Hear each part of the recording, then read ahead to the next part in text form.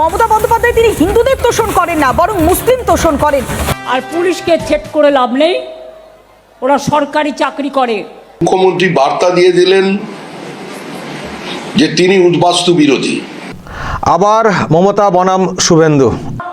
বিচারের দরজা যখন উন্মুক্ত হয়েছে, তৃণমূল কংগ্রেসের অবস্থাটা কি হতে পারে? এবং চারিদিকের যে আবহাওয়া, তাতে এই রাজ্যে শাসক দলের হার যে নিশ্চিত। 144 আসনের প্রার্থী তালিকা দিল বিজেপি। বিরোধী দলনেতা প্রার্থী নন্দীগ্রামের সঙ্গে ভবানীপুরেও। চাকরিটা আপনারা দেননি, ওদের যোগ্যতায় পেয়েছে। আপনারা 1.5 মাসের জন্য সরাবেন? হোদল কুতকুতের দল। जहाँ तक वेस्ट बंगाल की बात है, कोई भी गतिरोध नहीं है। নিয়ন্ত্রণ কমিশনকে নিতে হবে। আমি দরকার হলে 50 দিনও থাকতে পারি, ইলেকশনও আছে সামনে।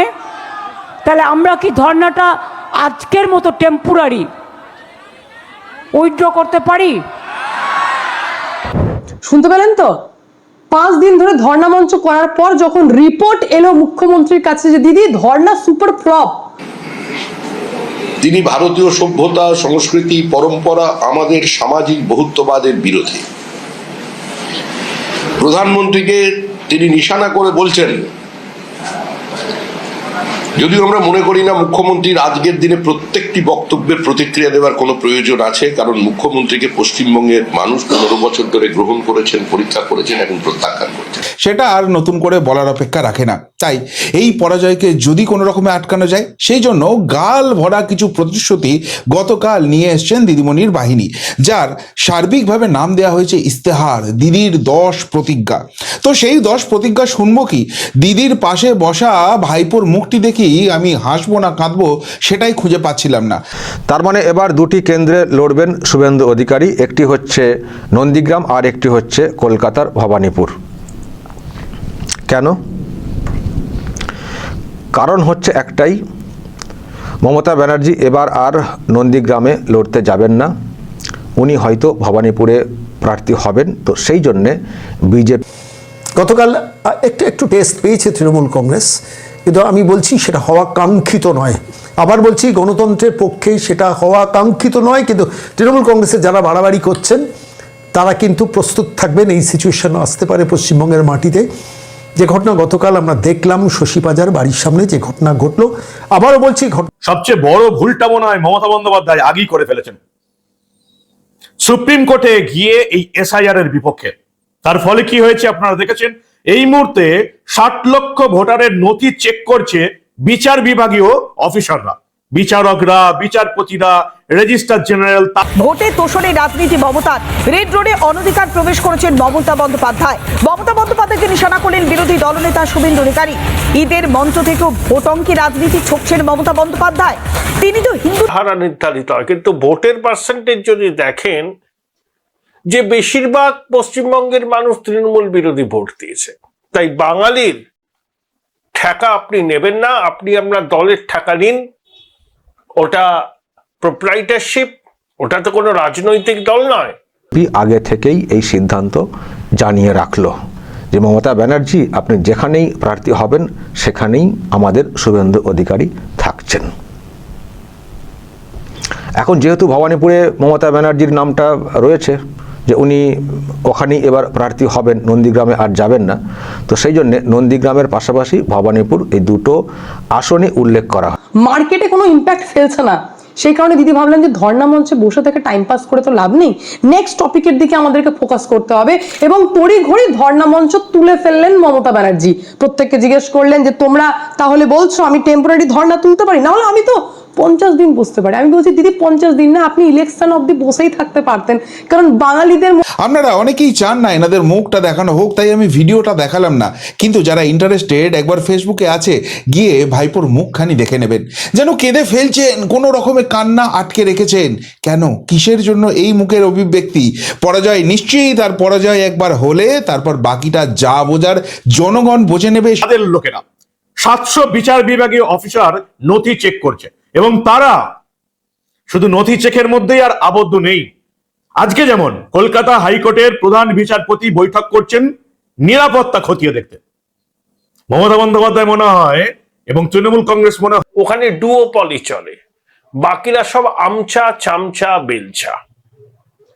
কল্যাণ বন্দ্যোপাধ্যায় কলকাতা হাইকোর্টের প্রধান বিচারপতির দ্বারস্থ হয়েছেন যে নির্বাচন কমিশন সম্পূর্ণ গাজোয়ারি করছে, অসাংবিধানিক কাজ করছে, এভাবে অফিসারদের বদলি করা যায় না, অন্য রাজ্যে পাঠানো যায় না, প্রশাসনের উপর চাপ পড়ছে। তোষণ করেন না, তাহলে কেন রেড রোডের অনুষ্ঠানে গিয়ে তাদেরকে তোষণ করছেন? সেই প্রশ্নই তুলেছেন বিরোধী দলনেতা শুভেন্দু অধিকারী। রেড রোডে অনধিকারভাবে প্রবেশ করেছেন মমতা বন্দ্যোপাধ্যায়। কিন্তু দর্শক, এটাও ভাবতে হবে শুভেন্দু অধিকারীর জেদ নিশ্চয়ই ওনার অনুমতি নেওয়া হয়েছে, উনি লড়তে চান কিনা সেটা নিশ্চয়ই জানতে চাওয়া হয়েছিল। কেউই সাধারণ মানুষ আপনাকে বলেননি, মানে আপনার এই দুঃখ, এই যে দেবাংশু ভট্টাচার্যের মতো নেতারা যখন বিরিয়ানি খায়, এই যে দুঃখের সাথে তারা বিরিয়ানি খাচ্ছে, তারা গান করছে, তারা নাচ করছে, এগুলো বাঙালিরা দেখে ঠিক বুঝে উঠতে পারেনি যে রিয়াকশনটা কি দেওয়া উচিত। তো বাঙালিরা আপনাকে বলেও নি যে দিদি ধর্ণা মঞ্চ তুলে নিন। আমি বলছি সেই আতঙ্ক কি ক্রমশ ঘিরে ধরছে? দিদিমণি এই যে 10খানা জিনিস দিলেন, গত 24 ঘন্টা ধরে আমি তার অ্যানালিসিস করলাম, এবং সব থেকে গুরুত্বপূর্ণ 2021-এ যে প্রমিসগুলো রেখেছিলেন না, সেটাকেও খুঁজে বার করলাম ইন্টারনেট ঘেটে, এবং তারপর দুটোর যখন কম্পারিজন করলাম, সেখান থেকে একটা কথাই বলতে পারি, প্রধান বিচারপতি মামলা গ্রহণ করেছেন। আমার মনে হয় চলবে কিছুদিন, কমিশনের বক্তব্য লাগবে। কমিশনের একটা সাংবিধানিক প্রতিষ্ঠান, কল্যাণ বন্দ্যোপাধ্যায় চ্যালেঞ্জ করতেই পারেন কমিশনের সিদ্ধান্তকে, এটাও তার মৌলিক অধিকার। দেখা যাক কি হয়। আসলে থরহরি কম্প দশা হয়, নিজেদের বাসটা নিজেরাই নিয়ে নিয়েছে এসআইআর নিয়ে সুপ্রিম কোর্টে গিয়ে। এবার হাইকোর্ট দেখছে এই রাজ্যে ভোটের পরিস্থিতিটা ঠিক কি। আর যেগুলো আমি আপনাদের বলছিলাম তার 90% যেমন মিলে গেছে, তেমনি কিছু জিনিস মিলছেও না, এবং সেটা ঠিক করার জন্য এই প্রতিবেদন আরো করা। উনি নিশ্চয়ই সম্মতি দিয়েছেন, সেই জন্যই দল এটা ঘোষণা করেছে যে যদি মমতা ব্যানার্জি নন্দীগ্রামে আর না প্রার্থী হন, যদি উনি ভবানীপুরে প্রার্থী হন, তাহলে দুটি জায়গাতেই লড়তে হবে। নিশ্চয়ই শুভেন্দু অধিকারী মত দিয়েছেন। ফলে এটাও কিন্তু ভাবতে হবে যে শুভেন্দু অধিকারীর সত্যি सऊदी अरबिया जाके हाथ मिलाता है, मिलाइए। हम सब देश को पसंद करते हैं, हमारा देश को हम proud, I am proud of my India. Let this message go to the world for. অনভিপ্রেত অনাকাঙ্ক্ষিত, কিন্তু এই ঘটনাটা তো ঘটবে।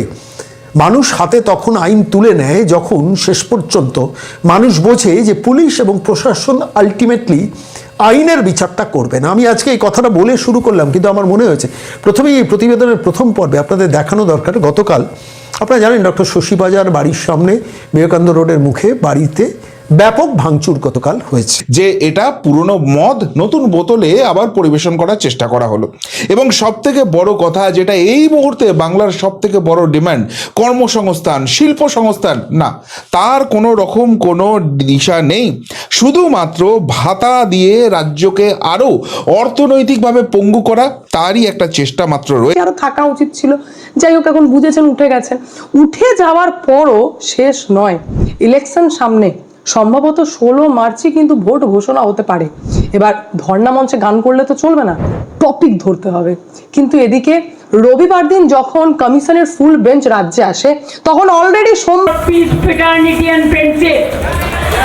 आप जो दुबई में जाके, दुबई लोग हमारा दोस्त है इंडिया का, आप जो उधर में जाके पूरा दफ्ती मिलाता है।